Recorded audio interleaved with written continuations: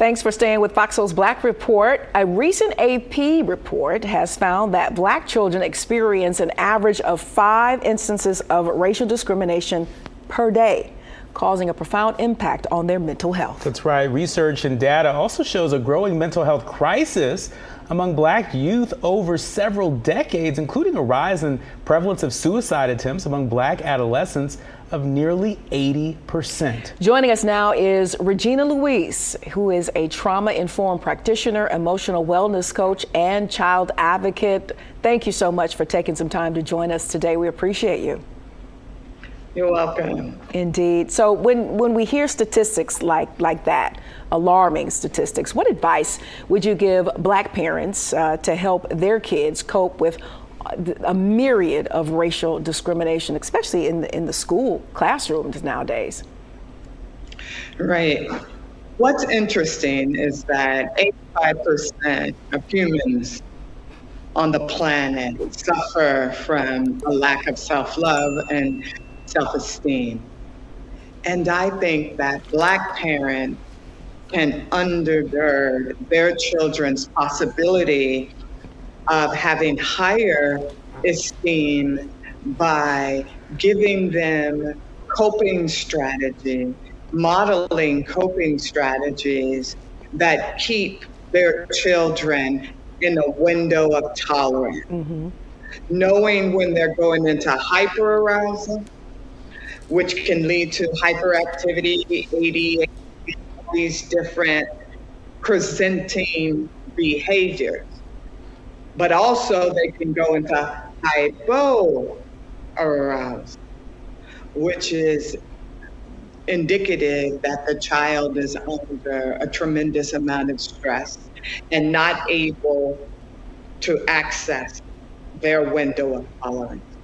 You know, there's a growing body of research out there about the weathering effect on Black folks and other folks of color. Can you talk to us about how much of a mental health impact you think racism has on Black people at large? Oh, I think you know the answer to that. I've been listening to everything the two of you have posited, and I've wanted to jump in and have so much to say about it. You said it when you spoke about dignity. Dignity is a synonym for self-worth. When I think about America, what I recognize as I was listening to the two of you is the trauma bonding concept that Black Americans, African Americans have in relationship with the American society and culture. Yeah, the report also, mentions suicide attempts among Black adolescents at nearly 80%. That number is so heavy and so frightening. What are some of the signs of suicide? Lots of times as anchors, we read these stories and the parents say, I just didn't know. Mm-hmm. Friends, I just didn't know. Teachers, community leaders, just didn't know. Some of the signs that you can sort of kind of leave with us today. When your child begins to withdraw, normally they participate, they have behaviors and hobbies that are able to fortify them, that again, they go into a bit of hypoarousal. They're just not showing up in their best self, right? Withdrawal, hiding, and then not keeping their commitments, albeit school or relationship commitments, pulling back from the family. I think withdrawal, beginning to disappear in plain sight, is a big indicator that something is wrong. Are there any techniques or is there any advice that you'd offer our soulmates that are watching, when folks are dealing with traumatic experiences or when they have felt triggered and reminded of a traumatic experience they've had?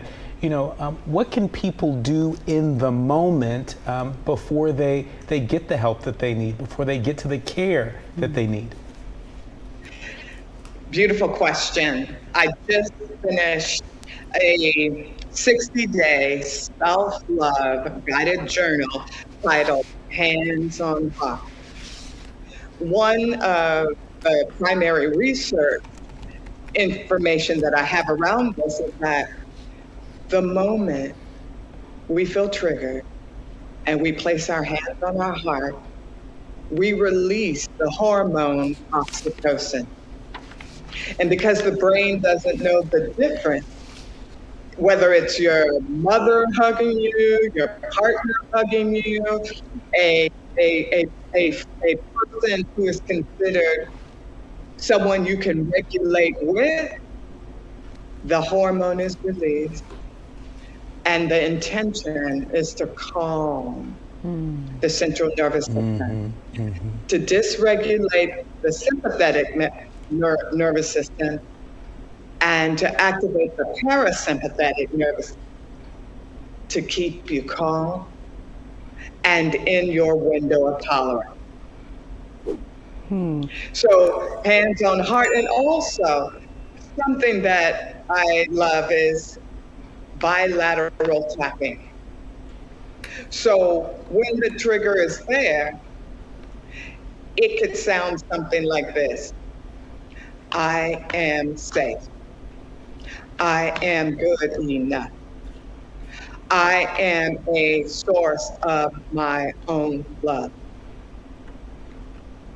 It kind of moves that energy, redirects that energy. But Miss Louise, I'll take a little moment of silence as a, proactive measure. My husband thinks I'm crazy because he'll be out of town and the TV does not come on. It's like a silence fast, just to keep yourself, centered and balanced. So I think you'll be a little stronger or maybe intuitive when if that crisis does come or you're triggered in some kind of way. So that is some beautiful examples of how we can kind of keep ourselves balanced, if you will.